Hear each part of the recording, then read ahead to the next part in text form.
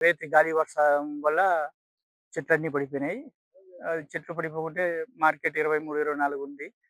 బాగా లాభసాటిగా ఉన్నిండు. మొత్తం పడిపోయింది. ఎకరా ఎంత పెట్టినారన్న? 1,20,000.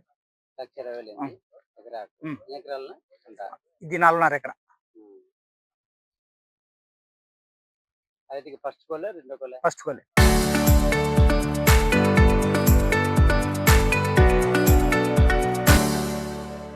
రాత్రి 12 గంటలకు పూరొచ్చింది వానగాలి.